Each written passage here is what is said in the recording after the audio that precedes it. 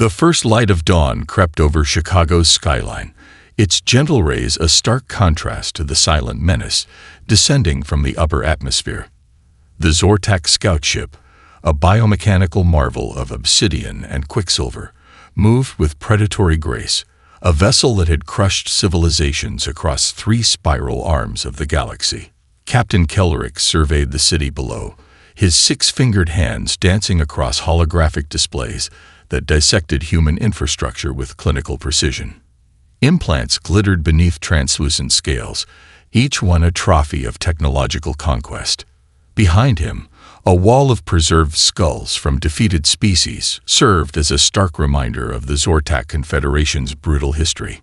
"Preliminary scans complete," chirped Navtok, his junior communications officer. "Technological capabilities minimal. Social structures primitive. Recommend immediate subjugation protocol."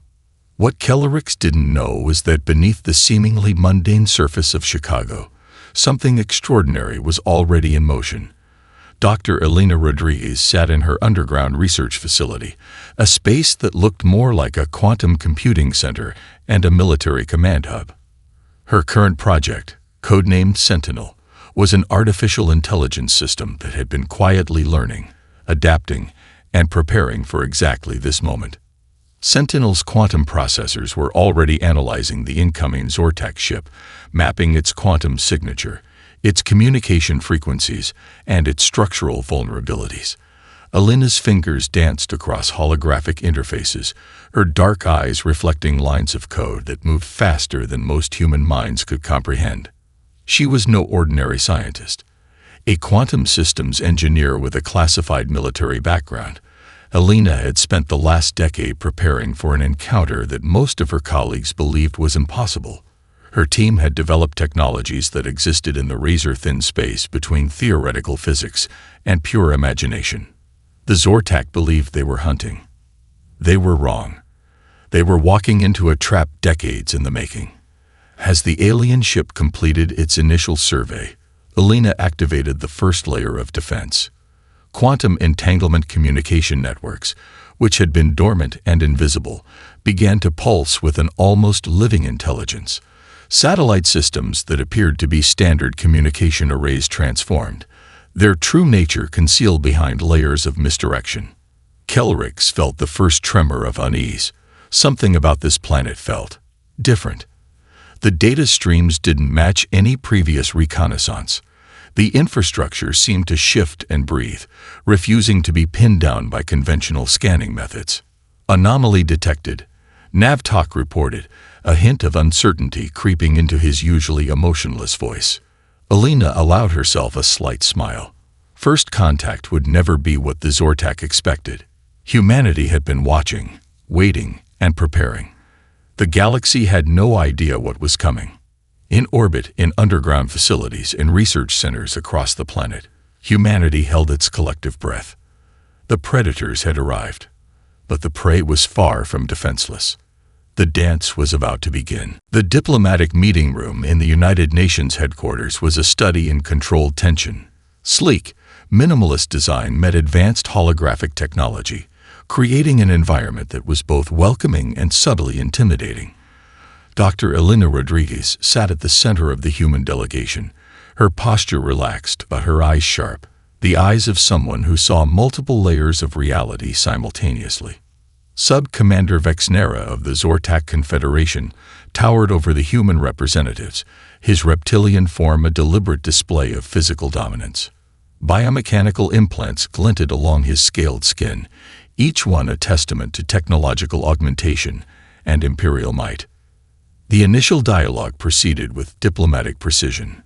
Translation algorithms worked in real time, converting complex linguistic structures between human and Zortak communication patterns. But beneath the surface, multiple conversations were happening.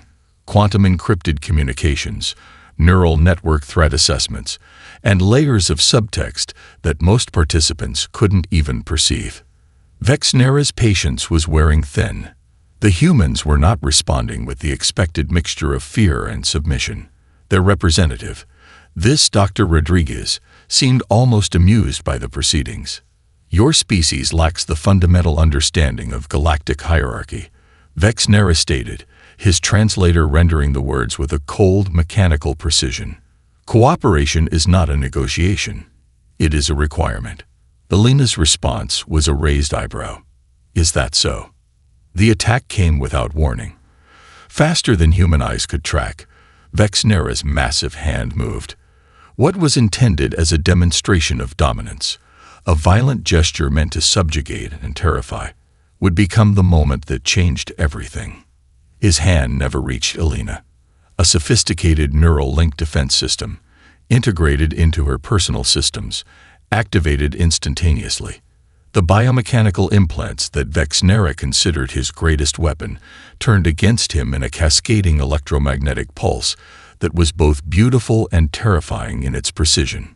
Vexnera collapsed, his own augmentations rendering him completely paralyzed. The entire incident was captured by hundreds of cameras, quantum data recorders, and communication networks that span not just the room, but multiple alien communication channels. The assault lasted less than 3 seconds. The response would last generations. Around Alina, the human delegation remained perfectly still. No shock. No panic. Just a collective, calculated presence that spoke volumes about their preparedness. Each member of the delegation was connected through quantum communication networks, sharing tactical assessments and strategic responses in microseconds. The holographic displays around the room began to shift, displaying multiple layers of data, threat assessments, communication intercepts, and strategic projections materialized like living information. The Zortak delegation found themselves suddenly transparent, every secret and vulnerability laid bare. Vexnera's junior officers looked on in horror as their commander lay paralyzed, his own technological augmentations now a prison of his own making. The neural link defense had not just stopped the attack, it had completely neutralized the threat with surgical precision. In that moment, the Zortak learned their first lesson about humanity. Never underestimate a species that has spent generations preparing for exactly this kind of encounter. The diplomatic meeting had become something else entirely, a clear declaration of humanity's true capabilities. And this was just the beginning. The moment of assault reverberated across human communication networks faster than light could travel. It wasn't just a diplomatic incident, it was a catalyst that would reshape galactic civilization. Within 3 minutes of the attack, the first response mechanisms activated. This wasn't a governmental reaction. It was a coordinated global effort that had been waiting in the shadows, prepared for precisely such a moment. The Distributed Global Defense Consortium, a network that most world governments didn't even know existed, came alive. Founded in secret by a collective of technology giants, military strategists, and forward-thinking diplomats, the consortium was humanity's true first line of defense. At the heart of this network sat Alina Rodriguez, now functioning as the primary strategic coordinator. Her quantum communication systems, developed over a decade of classified research, began to weave an economic and diplomatic stranglehold around the Zortak Confederation. Cryptocurrency networks developed by the world's most advanced blockchain engineers instantaneously froze every known Zortak financial asset. Quantum algorithms, designed to be unbreakable, created economic firewalls that made the Zortak's vast interstellar wealth completely inaccessible. Global corporations, which had seemed competitive and fractured, revealed themselves as a unified front. Tech companies, defense contractors, financial institutions, all moved with a synchronicity that suggested years of secret preparation. Satellite networks jammed Zortak communication frequencies. Advanced AI systems began dismantling their communication infrastructure piece by methodical piece. The financial attack was surgical. Within hours, every trade route connected to Zortak space became a dead zone. Economic sanctions weren't just implemented, they were engineered to create maximum disruption with minimal direct conflict. Military preparations happened in parallel, but not in the way the Zortak would expect. Instead of massive fleet deployments, specialized teams of researchers, engineers, and tactical experts began mobilizing. Project coordinators who had spent decades developing classified technologies now stepped into active roles. Alina's team at the Distributed Global Defense Consortium mapped the Zortak's entire communication and economic infrastructure in real time. Each node, each financial connection, each potential weakness was identified and neutralized with mathematical precision. The message was clear: humanity would not be a passive victim. The response would be total, comprehensive, and unlike anything the Zortak had ever encountered. In diplomatic channels, human representatives began presenting a carefully constructed narrative. The assault wasn't just a personal attack. It was a violation of fundamental interstellar principles of respect and dignity. Legal teams prepared documentation that would be presented to every known galactic governing body. Universities and research institutions worldwide began compiling comprehensive reports on Zortak society, preparing to expose the systemic cultural issues that led to such aggressive behavior. Linguists, anthropologists, and strategic analysts worked in concert to develop a multi-layered approach to diplomatic confrontation. The Zortak had chosen to attack one woman, believing her to be a simple representative. They would soon learn that she was merely the tip of a very sharp, very prepared spear. As night fell across different time zones, the world transformed. What appeared to be normal city infrastructure became something else entirely, a global defense network that had been years in preparation. Quantum communication nodes, hidden in plain sight, began their silent work of gathering intelligence and preparing countermeasures. Alina Rodriguez watched the initial response unfold, her quantum interface displaying layers of data that most humans couldn't even comprehend. Each movement, each algorithmic response, was a calculated step in a game the Zortak didn't even know they were playing. The galaxy was about to learn a fundamental truth about humanity. When threatened, they don't just fight back. They redesign the entire system of conflict. The first glimpse of humanity's true technological capabilities came not with a roar, but with a subtle, almost imperceptible shift in global systems. Project Prometheus, a classified defense initiative that had consumed billions in research funding, awakened. What appeared to be standard communication satellites transformed, revealing themselves as the most advanced defensive network ever conceived by any known civilization. Orbital platforms, which had seemed to be simple communication relays, deployed force field technologies that defied every known principle of physics. Quantum entanglement communication systems rendered the Zortak's most advanced spy networks completely blind. Dr. Marcus Chen, the lead physicist behind Project Prometheus, watched from a deeply secured underground facility as the first layers of defense activated. His team had spent decades developing technologies that existed in the theoretical margins, concepts that most scientific communities had dismissed as impossible. The force fields weren't just defensive barriers. They were adaptive networks that could manipulate quantum states, essentially creating localized regions where traditional physics simply didn't apply. Zortak weapons would find themselves neutralized before they could even be fully deployed, their energy signatures twisted and dissipated before they could cause any damage. Communication networks operated on principles that would have seemed like magic to conventional understanding. Quantum communication nodes created instantaneous, unhackable networks that could transmit complex data streams across impossible distances. The Zortak's most advanced encryption became child's play, with human systems decrypting and analyzing their communications faster than the aliens could generate them. Adaptive camouflage technologies developed by a consortium of research institutions made human assets virtually undetectable. These weren't simple visual disguises. They were complete quantum signature masks that could bend electromagnetic radiation, thermal signatures, and quantum probability fields.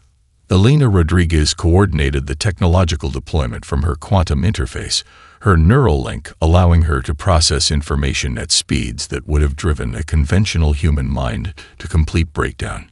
Each system, each defensive node, each communication network was an extension of a comprehensive strategy that had been years in development.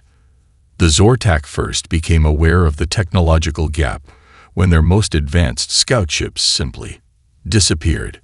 Not destroyed, not disabled, simply removed from observable reality in ways that defy their understanding of physics and technology. Quantum processors developed by a team of researchers that included survivors of previous alien encounters created predictive models that could anticipate Zortak's strategic movements before the aliens themselves had conceived of them. It was like watching a chess master play against an opponent who didn't even understand the rules of the game. Military technologies that had been developed in black sites and classified research facilities now reveal themselves. Adaptive drone swarms that could think and respond as a collective intelligence. Weapon systems that could target and neutralize threats at the quantum level. Defensive technologies that could manipulate probability itself. The technological revelation was more than a display of capability. It was a clear message to the Zortak and any other potential aggressors. Humanity was not just another species to be conquered. They were a civilization that had been preparing, watching, and developing technologies that existed beyond conventional understanding. As the first wave of technological defenses deployed, Dr. Chen allowed himself a slight smile. Decades of research, billions in funding, and the collective intellectual might of humanity's best minds had created something truly extraordinary. The galaxy was about to learn that technological superiority was less about current capabilities and more about the ability to imagine and create what others believed impossible. Dr. Elena Rodriguez understood something fundamental about conflict that most military strategists missed.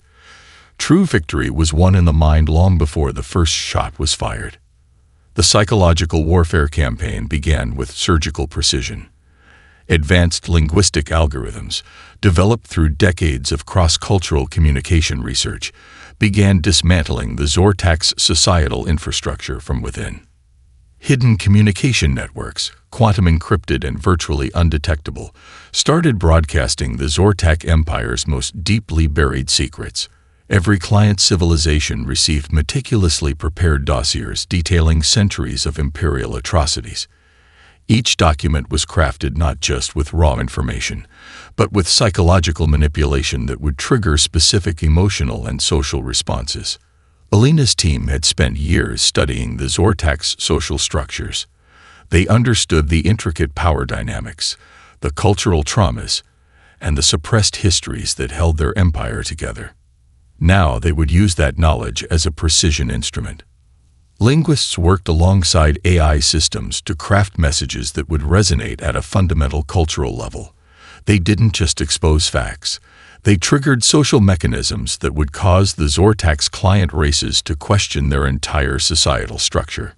Quantum communication networks allowed these messages to bypass traditional communication barriers. They would appear simultaneously across multiple planets, in languages perfectly adapted to each receiving culture's psychological profile.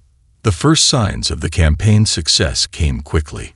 Client races that had been subjugated for generations began to show signs of coordinated resistance. Small acts of defiance multiplied, each one amplified by the quantum communication network. On the planet Vexnera, the communication network targeted the lower-ranked military castes first. Encrypted messages revealed how the leadership had systematically sacrificed their own people in previous conflicts. Historical records, previously hidden, showed patterns of deliberate population control and systematic oppression. The messages were more than information. They were psychological triggers designed to break down the complex social hierarchies that maintained the Zortak's control.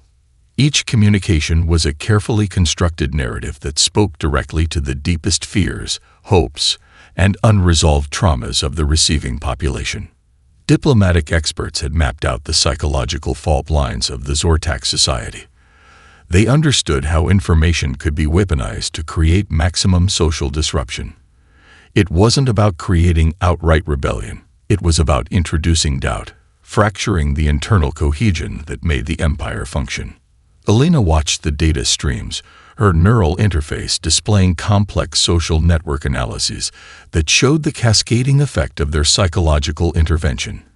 It was like watching a precise surgical procedure, where each cut was calculated to cause maximum systemic disruption. The AI systems tracked the spread of information, measuring emotional responses, social media interactions, and subtle changes in communication patterns. Each metric was another indicator of the campaign's success. Client races began to communicate with each other in ways they never had before. Ancient rivalries were set aside. Shared experiences of oppression became a new form of collective identity. The quantum communication networks facilitated connections that the Zortak had spent generations preventing. Manufacturing centers began to slow. Military units showed signs of decreased cohesion. The internal communication networks of the Zortak Empire started to fragment, with increasing numbers of encrypted messages showing signs of internal conflict. The Zortak leadership would soon realize that their greatest weakness wasn't their technology or their military might. It was the fragile social structure they had built through generations of oppression. Elena allowed herself a moment of reflection. This was warfare in its most advanced form, not about destruction, but about fundamental transformation. They were rewriting the very codes of social interaction, challenging an entire civilization's understanding of power and control. The psychological warfare had only just begun. Precision became an art form in the human retribution strike. Quantum encrypted dropships appeared and disappeared like quantum ghosts, striking Zortak infrastructure with surgical accuracy. These weren't traditional military vessels, but advanced technological platforms that could manipulate space-time at a fundamental level. The strike teams were a testament to humanity's diverse capabilities. Veterans from every military branch worked alongside advanced AI systems, creating a fighting force that was part human intuition, part machine precision. Each team member was more than a soldier. They were a highly specialized operative with decades of training and technological augmentation. Commander Sarah Reynolds led the primary strike team. Her cybernetic neural interface allowed her to coordinate multiple attack vectors simultaneously, processing information at speeds that would have been impossible just a decade earlier. The team moved with a synchronicity that defied traditional understanding of military coordination. Their first target was a massive Zortak communication hub located in the Epsilon Eridani system. What appeared to be a simple assault was actually a multi-layered strategic operation designed to do more than just destroy infrastructure. As the first quantum-encrypted dropships entered the system, they began to manipulate local quantum fields. Adaptive camouflage technologies made the human forces virtually undetectable. They could move through Zortak defensive lines as if they were merely suggestions, not solid barriers. The communication hub was more than a simple relay station. It was a central node that coordinated military and economic communications across multiple star systems. The human strike would not just destroy it. They would systematically dismantle it in a way that would prevent future reconstruction. Precision-guided quantum disruptors began their work. Instead of simple explosions, they created localized quantum instabilities that would continue to propagate long after the initial strike. The very fabric of space-time around the communication hub began to destabilize, creating cascading failures that would take generations to fully understand. I-systems worked in perfect coordination, identifying and neutralizing defensive systems before they could even fully activate. Each defensive measure the Zortak had developed was neutralized with such mathematical precision that it seemed almost like magic. Strategic targets weren't just destroyed. They were systematically dismantled in ways that would prevent future reconstruction. Communication networks collapsed. Military infrastructure vanished. Economic nodes disappeared, leaving nothing but quantum uncertainty in their wake. Commander Reynolds watched the operation unfold through her neural interface, each data stream a living representation of humanity's technological might. The strike was more than a military operation. It was a statement. A clear declaration that humanity would not be a passive victim. The Zortak discovered that humanity's true weapon wasn't just advanced technology. It was the ability to reimagine conflict itself. As the first wave of strikes concluded, Elena Rodriguez monitored the operation from her quantum command center. Each data point, each quantum signature was a testament to years of preparation. The retribution was precise, calculated, and utterly devastating. The galaxy would remember this moment, the day humanity showed that they were not just another species to be conquered. They were a force to be reckoned with. And this was just the beginning. The tribunal chamber was a massive holographic construct that spanned multiple star systems, represented species numbered in the hundreds, some corporeal, some energy-based, some existing in forms of consciousness that would challenge human understanding. Holographic projections created a space that transcended physical limitations, a neutral ground where the fate of civilizations could be debated. Dr. Elena Rodriguez stood at the center of this cosmic courtroom, not as a defendant, but as the primary prosecutor of a civilization's crimes. Her presence was both physical and digital, a quantum-entangled projection that allowed her to exist simultaneously in multiple states, a technological marvel that spoke to humanity's advanced capabilities. Behind her, a comprehensive data matrix unfolded, millions of years of evidence, meticulously collected and analyzed. Every moment of the Zortak Confederation's historical aggression was laid bare, stripped of propaganda and imperial narrative. The Zortak delegation sat in forced containment fields, their once proud forms now diminished. Sub-Commander Vexnera, who had initiated the assault that sparked this confrontation, was physically restrained, his biomechanical augmentations neutralized by technologies he couldn't comprehend. Elena's presentation was a masterpiece of diplomatic and technological evidence. Each claim was supported by layers of irrefutable data, quantum-verified historical records, communication intercepts, biological analysis, and sociological studies that exposed the fundamental flaws in the Zortak's imperial structure. The assault was not an isolated incident. Elena began, her voice simultaneously translated into hundreds of different communication formats. It was a manifestation of a systemic approach to interstellar relations based on domination, oppression, and fundamental disregard for sentient life. Holographic reconstructions materialized, showing the Zortak's historical atrocities in painful living detail. Client races that had been subjugated for generations watched as their suppressed histories were revealed. Each visualization was a quantum-accurate representation, down to the molecular level of emotional and historical trauma. Representatives from client races that had been under Zortak control for millennia began to speak. Their testimonies, long suppressed, now echoed through the tribunal chamber. Stories of generational oppression, of cultures systematically dismantled, of entire species reduced to economic resources. The tribunal was more than a legal proceeding. It was a fundamental restructuring of galactic understanding about conflict, dignity, and interspecies interaction. Technological experts from various civilizations examined the evidence. The quantum-level data presented by human researchers revealed complexities of conflict and societal structure that challenged existing galactic philosophical frameworks. Elena's team had prepared for this moment for decades. Every piece of evidence was not just a historical record, but a carefully constructed argument that dismantled the Zortak's entire philosophical framework of interstellar dominance. The most powerful moment came when Elena presented the psychological warfare campaign, not as an act of aggression, but as a method of liberation.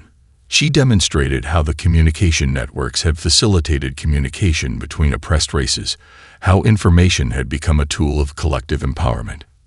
Vexnera attempted to interrupt, to present the Zortak's traditional narrative of imperial necessity.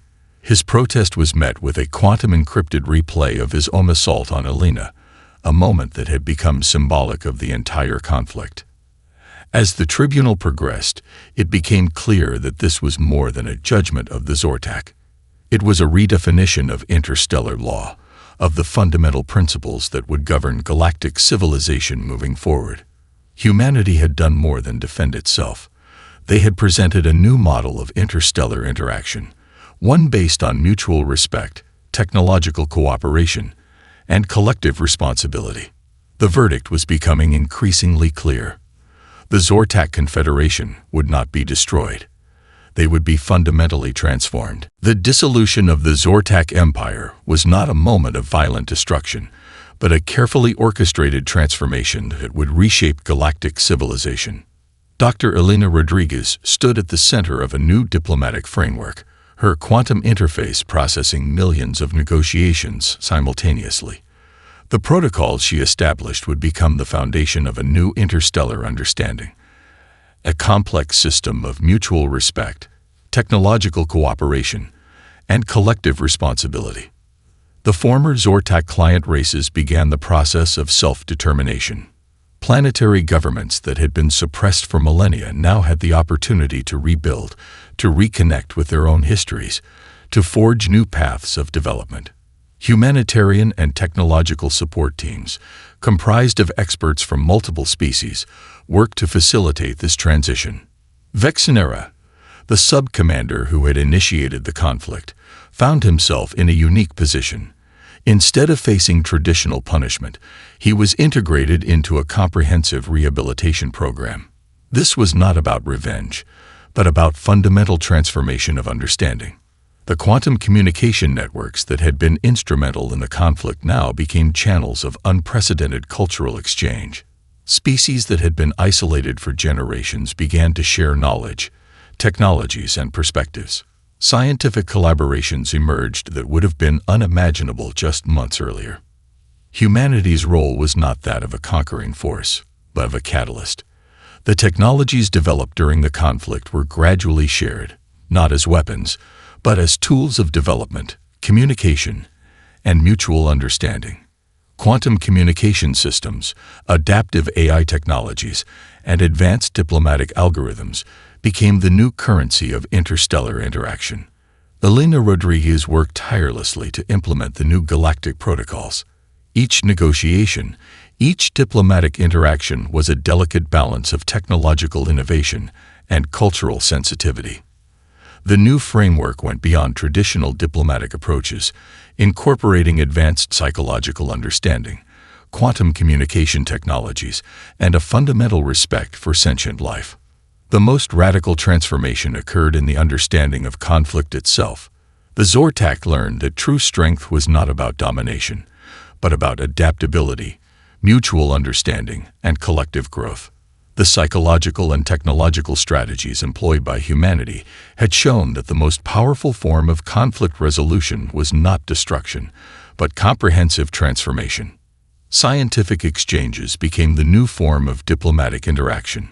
Species that had previously been enemies now found themselves collaborating on projects that would have been unimaginable before. Quantum research centers, interstellar development initiatives, and cultural exchange programs began to emerge. The protocols established by Elena and her team created a new galactic legal framework. It wasn't just a set of rules. It was a living, adaptive system that could evolve with the changing nature of interstellar civilization. The first and most fundamental law was simple: respect, not just as a concept, but as a fundamental operational principle. As the years passed, the conflict became a pivotal moment in galactic history. The moment when a single assault on a single human woman had triggered a fundamental reimagining of interstellar relations. In the vast darkness of space, a new chapter of civilization had begun, not with conquest, but with understanding. The galaxy would never be the same again.